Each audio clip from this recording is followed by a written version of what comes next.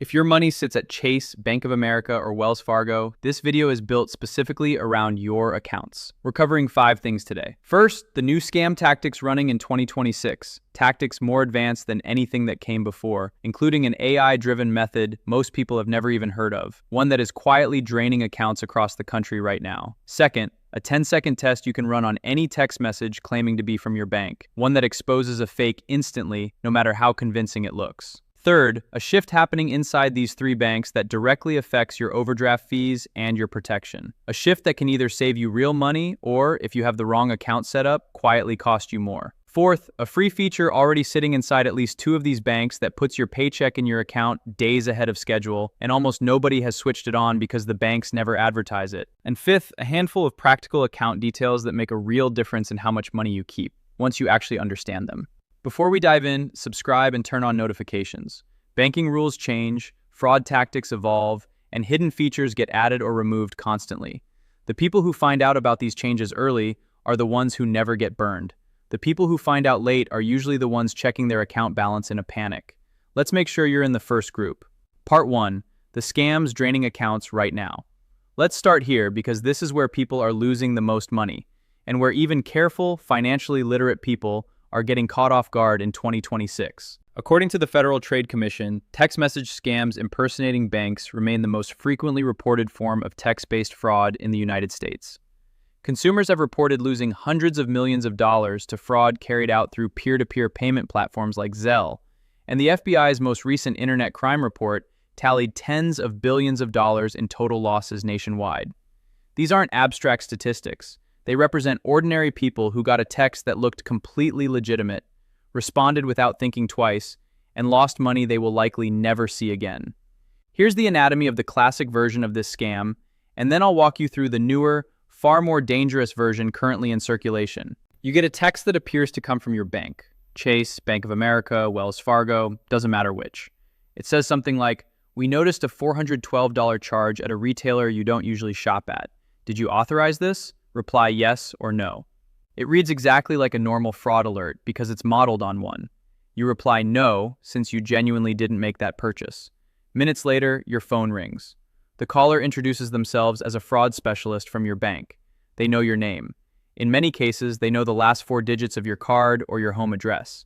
They explain that your account has been compromised and that the only way to protect your funds is to move your money into a safe account immediately. This is the exact moment people lose everything. They believe it because every detail lines up. They transfer their savings and every cent goes straight to the scammer. None of this is new in concept. What's changed dramatically in 2026 is how convincing every layer of it has become. The text messages now use authentic formatting and real bank branding, and in some cases pull real customer names from prior data breaches. But the phone call is where the real leap has happened, because now those calls are increasingly powered by AI voice cloning. Cybersecurity researchers have reported that voice synthesis technology has crossed what some are calling the indistinguishable threshold, the point at which an average listener can no longer reliably tell a cloned voice from a real one. Scammers need as little as 3 seconds of someone's voice, pulled from a voicemail greeting, a social media clip, a webinar recording, anything public, to build a usable clone. Some research on detection accuracy suggests that most people identify high-quality AI voices correctly less than a third of the time. In practical terms, that means roughly 7 out of 10 people listening to a convincing cloned voice will believe it's genuine. What this means for you as a customer of one of these 3 banks is significant. Scammers are now cloning the voices of actual bank employees whose names they've pulled from LinkedIn or other professional directories, then calling you with a spoofed phone number that matches your bank's real customer service line, paired with a voice that sounds exactly like a trained representative. When your caller ID shows your bank's real number and the person on the other end sounds completely professional, the classic advice, "Just hang up and call the number on the back of your card," starts to feel shaky, because if a spoofed number is also mimicking your bank's real line, dialing back doesn't guarantee safety either. Here's the rule that shuts the scam down every single time, regardless of how good the impersonation is. No legitimate bank will ever ask you to move your money into a safe account to protect it from fraud. Wells Fargo states this outright in its own fraud prevention materials. A genuine fraud alert from your bank will never instruct you to transfer funds anywhere, including to another account you own, even at the same institution. The moment anyone on the phone says, safe account, wire the funds, or move your money to protect it, you are talking to a criminal. It doesn't matter that the caller ID matched. It doesn't matter that the voice sounded flawless. It doesn't matter that they recited your address correctly.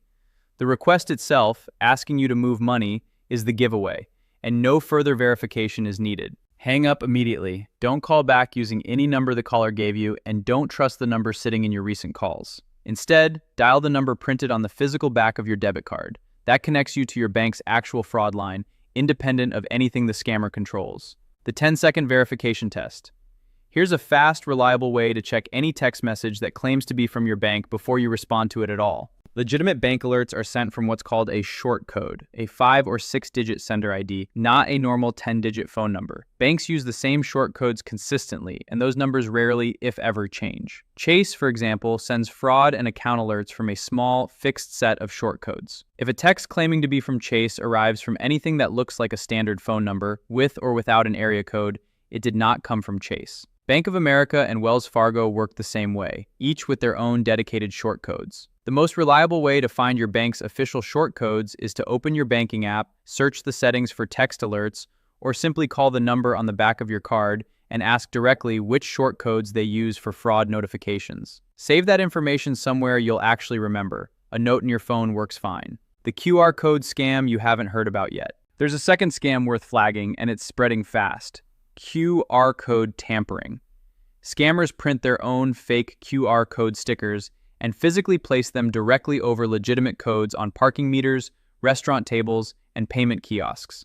You scan what looks like the real thing, but you're actually redirected to a fraudulent payment page designed to capture your card number, expiration date, billing address, and sometimes even your CVV code. Before scanning any QR code tied to a payment, take a second to look at it closely. Does the sticker look like it's layered on top of something else? Is there a visible edge or gap suggesting another code underneath? If anything feels off, just pay a different way. It costs you 5 seconds and can save you from a scam that otherwise looks completely ordinary. And while we're on the topic of fake links, watch for lookalike web addresses. Scammers register domain names built to look nearly identical to your bank's real site at a glance. If an extra letter here, an extra word there, if a text, email, or message contains a link to your bank, don't click it. Open your browser separately and type the address yourself, or use the official app you downloaded directly from your phone's app store. That single habit, never clicking a link to reach your bank, eliminates an enormous share of fraud risk on its own. Part 2. The overdraft rules have changed, and they're not the same at all. 3 banks. Now let's talk about something that has a direct, ongoing impact on how much money you keep. Overdraft policy.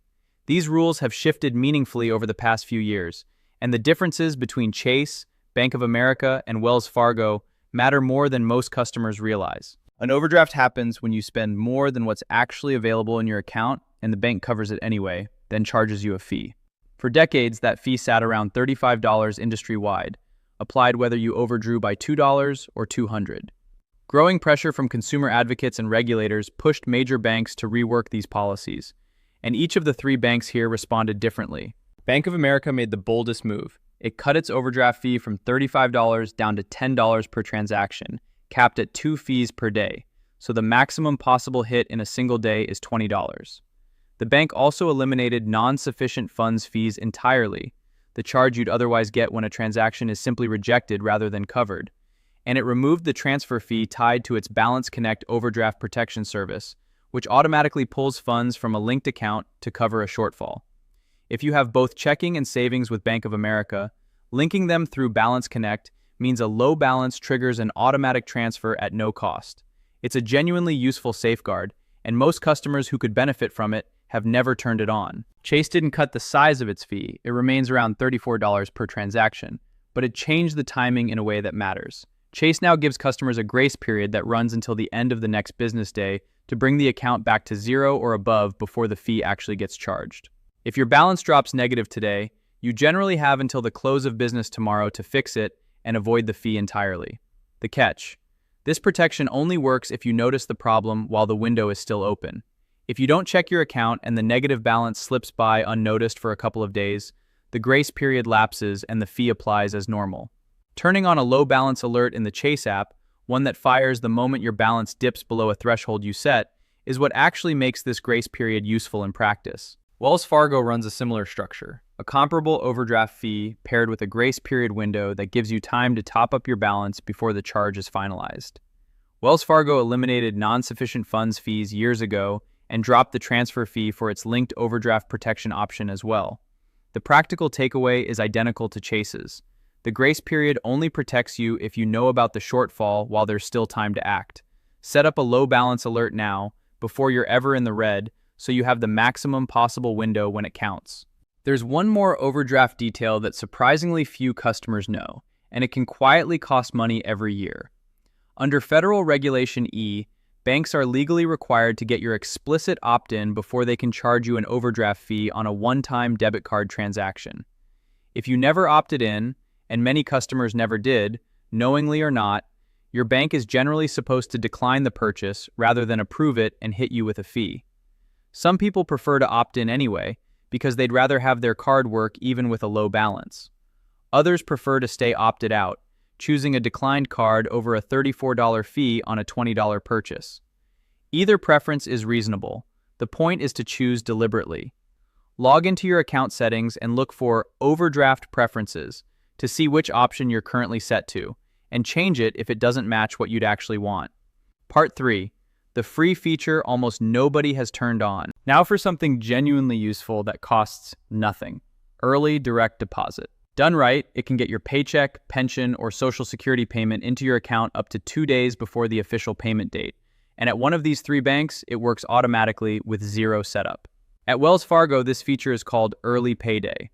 Once you have any qualifying direct deposit set up on a Wells Fargo checking account, funds typically become available up to 2 business days ahead of the scheduled date. No enrollment, nothing to switch on. If you've had direct deposit running at Wells Fargo and assumed your money always lands exactly on payday, it's worth checking the app to see whether it's actually been arriving early without you noticing. At Chase, early access exists, but it's tied to a specific account type, the Chase Secure Banking account. If you hold a standard Chase Total Checking account, this benefit generally doesn't apply. If you're on secure banking, early access of up to 2 business days is typically included. You can check which account type you have under account details in the app, and if early access matters to you, it may be worth a call or branch visit to ask about switching. At Bank of America, early direct deposit generally isn't offered on standard checking accounts, unlike Wells Fargo's automatic version or Chase's secure banking option. If this feature matters to you and you're a Bank of America customer, it's worth calling and asking directly whether any current account option includes it. Offerings change, and it costs nothing to ask. Part 4. The interest you're leaving on the table. Here's a related point that's easy to overlook. Standard savings accounts at all 3 of these major banks typically pay somewhere in the range of a fraction of a percent annually, often close to nothing in practical terms. On a $20,000 balance, that might translate into just a few dollars of interest over an entire year. By comparison, high-yield savings accounts at FDIC-insured online banks have recently been paying in the range of 4.5% annually, carrying the same federal deposit insurance as the traditional banks. On that same $20,000 balance, that's the difference between a handful of dollars and several hundred, potentially close to $1,000 a year. The approach many financial planners recommend is straightforward. Keep your everyday checking account at a traditional bank for branch access and ATM convenience, and move the money you're not actively using month to month into a high-yield account elsewhere. Transfers between accounts typically take a couple of business days and can be automated as a recurring transfer, so building savings this way requires almost no ongoing effort. Over a decade or more, the gap in interest earned isn't a rounding error. It can add up to a meaningful sum. Part 5. The Zelle Trap. Catching people off guard. One more scam pattern deserves its own explanation because it's specific to a feature built directly into the Chase, Bank of America, and Wells Fargo apps. Zelle. Zelle moves money between bank accounts almost instantly, and that speed is exactly the problem. Once a transfer goes through, it's essentially irreversible. There's no buyer protection, no formal dispute process, and no cooling off period.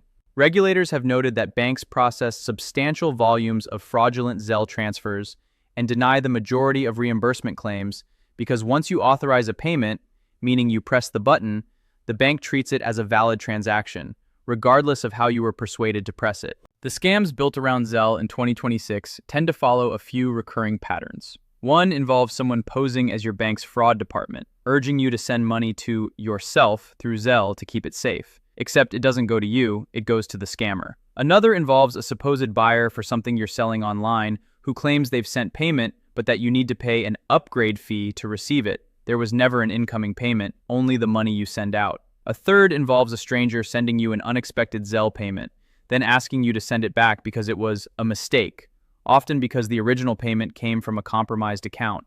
When that gets flagged, the incoming funds get reversed from your account, while the money you sent back as a refund is already gone. 3 rules keep Zelle safe. Only send money to people you personally know. Never respond to a request that originated from a text, call, or email that contacted you first. And treat every Zelle transfer the way you'd treat handing someone physical cash. Once it leaves your hands, there's no getting it back. A few more practical things worth knowing. Set balance alerts today. All 3 banks let you set custom notifications in their apps that fire the moment your balance drops below a threshold you choose. It takes a few minutes and can prevent one of the most common, most avoidable causes of overdraft fees. Know the customer service shortcut. When calling the number on the back of your card, saying representative or repeatedly pressing 0 often routes you to a live agent faster than navigating the automated menu. If you're calling about anything suspicious, specifically ask for the dedicated fraud line. It typically has different authority and faster response capability than general customer service. Know what to say if you're compromised. If you spot unauthorized activity, stating clearly, "I'm reporting unauthorized transactions and I believe my account has been compromised," tends to trigger a faster, more thorough response than a vaguer complaint. Ask the agent to place a security hold, issue a new card, and open a formal fraud claim and get a confirmation number before hanging up. Don't ignore your statements. Banks are required to notify customers before changing fees or account terms, and that notice is often buried in statement inserts people skip past. If you've switched to paperless statements, it's worth actually opening them occasionally. A fee change you missed a few months ago may still be disputable if you catch it within a reasonable window. Putting it all together, the scams targeting Chase, Bank of America, and Wells Fargo customers have gotten sharper in 2026, largely because AI voice cloning can now produce fake bank representative calls that most people can't distinguish from the real thing. The one rule that defeats all of them, regardless of how convincing they sound: no legitimate bank will ever ask you to move money into a safe account. If you hear that phrase, you're talking to a scammer. End of discussion. Check any suspicious text by looking at the sender ID. Legitimate bank alerts come from a short 5 or 6-digit code, never a full phone number. Never click a link inside a bank text. Type the address yourself. Never scan a payment QR code without first checking it hasn't been physically placed over another one. Overdraft rules now differ meaningfully across these 3 banks. Bank of America charges just $10 with free protection through Balance Connect, while Chase and Wells Fargo both offer a grace period that only helps if you're watching your balance closely. Turn on low balance alerts everywhere you bank. Early direct deposit is automatic at Wells Fargo, tied to a specific account at Chase, and generally unavailable on standard Bank of America accounts. And Zelle is fast, convenient, and completely irreversible. Treat it like cash and never use it in response to a request you didn't initiate. Finally, take a hard look at where your savings sit. The gap between near zero interest and a competitive high-yield rate is one of the largest, completely free financial upgrades available to almost anyone watching this. If this helped, share it with someone you know who banks with any of these 3 institutions, because the people running these scams already know exactly which banks have the most customers.